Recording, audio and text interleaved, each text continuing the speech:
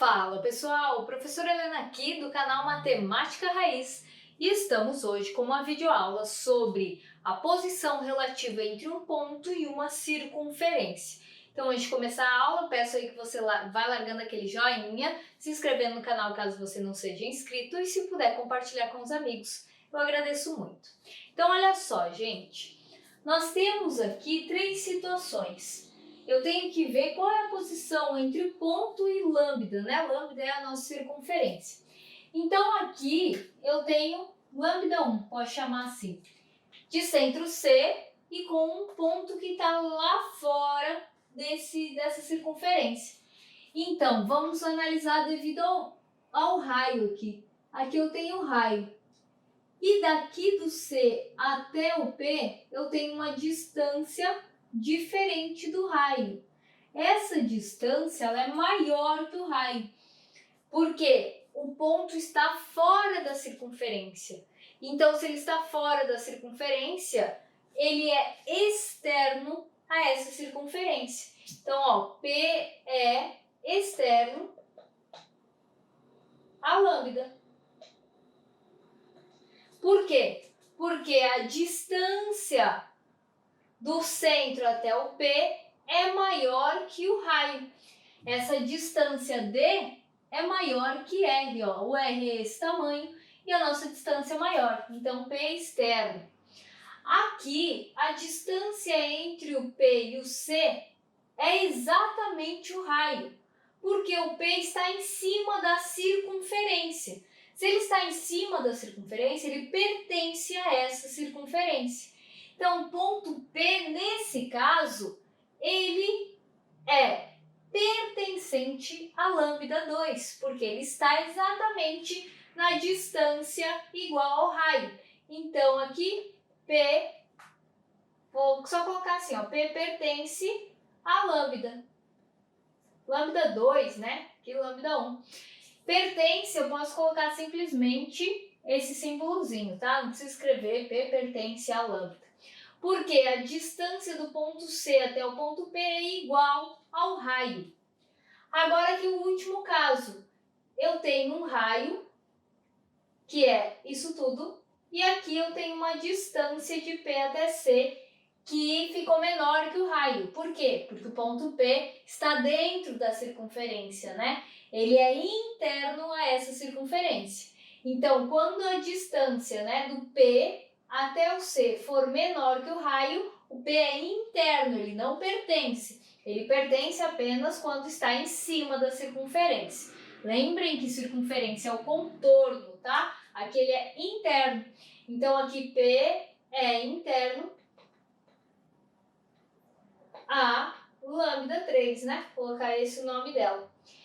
E aí eu posso escrever então que a distância de C até P é menor que o raio. Só que assim, gente, para analisar isso num problema real, eu teria que ter o raio da nossa circunferência, as coordenadas do centro e as coordenadas do ponto P, certo? E aí você calcula a distância entre dois pontos e vê qual é o tamanho do raio.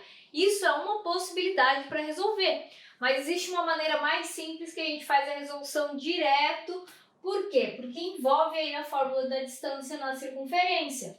Olha só, determine a posição entre P e lambda. A circunferência está na forma reduzida, a equação da circunferência está na forma reduzida e eu ganhei um ponto P.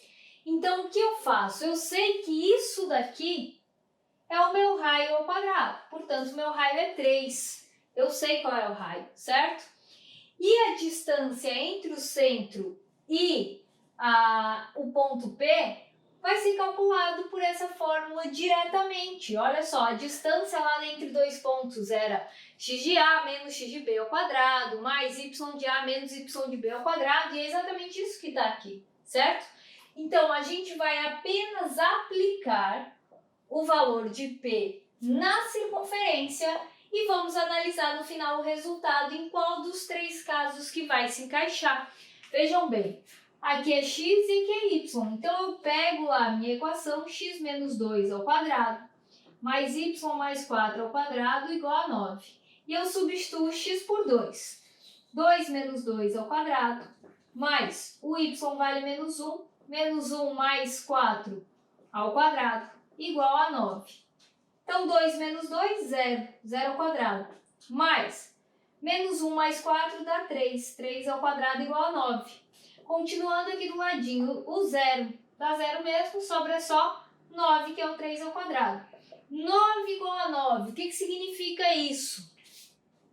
Que quando eu calculei a distância, deu exatamente o raio ao quadrado do outro lado. Por que é o raio ao quadrado?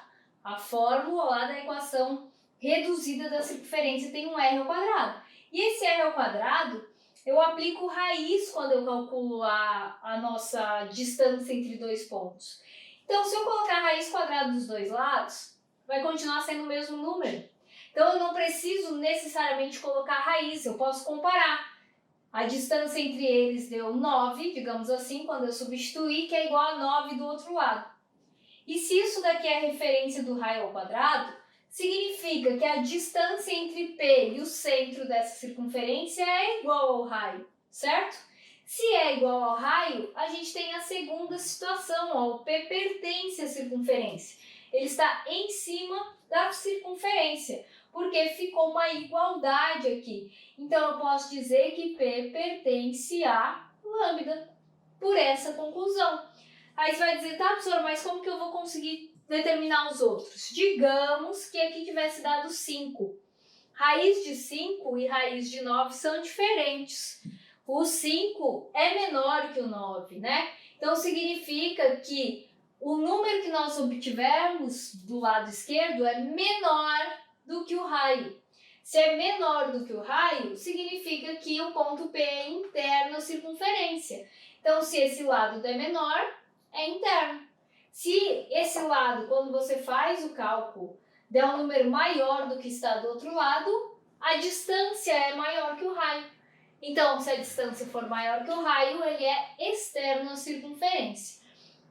E tem outro caso também, digamos que você ganha essa equação na forma geral. A forma geral é igual a 0, então você vai se basear da mesma forma tomando 0 como referência. Se o número der menor que 0, o ponto é interno. Se quando você resolver a equação der igual ao 0, pertence à circunferência. Quando você resolver a equação der um número maior que o 0, ele é externo à circunferência. Então, você simplesmente se baseia ali pelo que está igual no outro lado. Então, esse é o número de referência, ok? Sempre o número que está do lado direito aí da igualdade. Então é isso, pessoal. Espero que vocês tenham gostado da videoaula. Qualquer dúvida, coloquem aí nos comentários. Vai ser um prazer responder. Se quiser seguir o canal nas redes, está tudo na descrição. É isso aí, gente. Valeu!